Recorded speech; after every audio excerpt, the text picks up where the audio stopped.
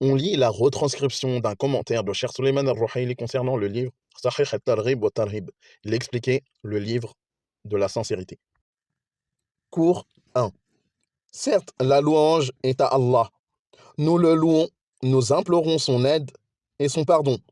Nous cherchons protection auprès d'Allah contre le mal de nos propres âmes et de nos mauvaises actions.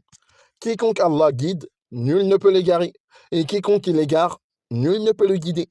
J'atteste qu'il n'y a de divinité digne d'adoration qu'Allah, seul et sans associé.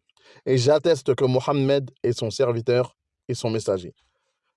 Allah nous dit dans le sens des versets, ô vous qui croyez, craignez Allah comme il doit être craint, et ne mourrez qu'en étant musulmans.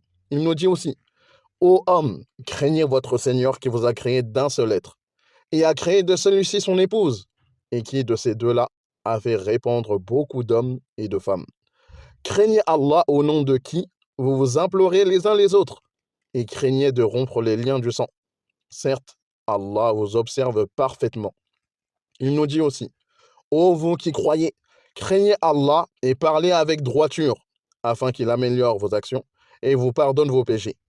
Quiconque obéit à Allah et à son messager obtient certes un immense succès. Certes, la meilleure parole est le livre d'Allah, et la meilleure guidée est celle de Mohammed. Sur lui, les éloges et les salutations. Les pires choses sont les innovations. Chaque chose nouvellement introduite dans la religion est une innovation.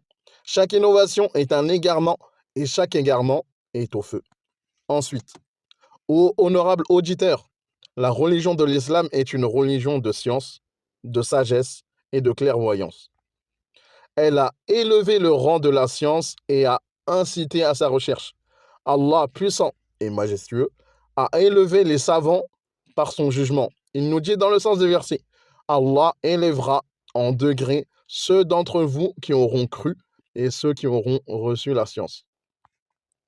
Les gens de foi et de science utiles, basés sur le livre d'Allah et la sunna de son messager, que les éloges et le salut d'Allah soient sur lui, ainsi que sur les preuves reconnues, sont les véritables gens de l'élévation, ici-bas et dans l'au-delà. Allah, puissant et majestueux, a montré que les gens de science devancent les autres. Il nous dit dans le sens des versets, dit, sont-ils égaux ceux qui savent et ceux qui ne savent pas? Notre Seigneur nous a enseigné et éduqués en nous indiquant que notre élévation, notre honneur et ce qui nous rapproche de lui consiste à demander la science sans jamais s'en lasser. Il a dit à son prophète, sallallahu alayhi wa sallam, et dit, Seigneur, accrois mes connaissances. Il nous est légiféré de demander à Allah, puissant et majestueux, de nous accroître en science et de faire tout notre possible pour augmenter nos connaissances. Le mérite de la science est immense et nous aborderons cela, si Allah le veut, dans le livre de la science, de cet ouvrage que nous expliquons. Il ne fait aucun doute, mes frères, que notre communauté musulmane, à notre époque, a un besoin vital de science et de sa recherche. Notre temps est marqué par la propagation de l'ignorance sous toutes ses formes. L'ignorance complexe, qui est penser savoir alors qu'on ignore, et l'ignorance simple. On trouve des gens qui s'attribuent la science sans en penser, sans en posséder la réalité. C'est un ignorant qui pense être savant. De plus, beaucoup de gens se détournent de la science.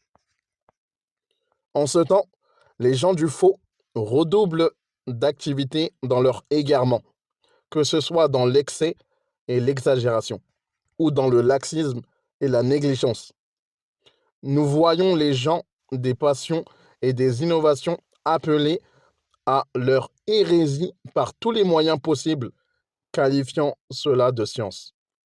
D'un autre côté, les partisans du laxisme incitent les gens à délaisser les jugements de cette religion, soit au nom d'une prétendue liberté absolue, soit en qualifiant les prescriptions religieuses de traditions archaïques, soit par l'appel à la séparation de la religion et de l'État, ou encore par la prétention mensongère que la pratique religieuse correcte mènerait à l'extrémisme ou au terrorisme. Tout cela n'est que pur mensonge. Il ne fait aucun doute que la pratique religieuse authentique combat tout cela.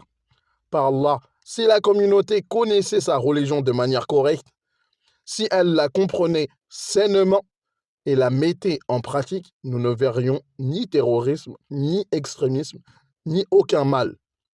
Au contraire, nous ne verrions que le bien, le bonheur, la félicité, ainsi que la puissance et la force pour la communauté, et ses ennemis la craindraient. Cela doit nous pousser à accorder une grande importance à la transmission et à la recherche de la science, et nous rendre, nous, la communauté des musulmans en général, soucieux de notre temps, afin de ne pas le gaspiller dans les futilités ou ce qui ne nous est d'aucune utilité.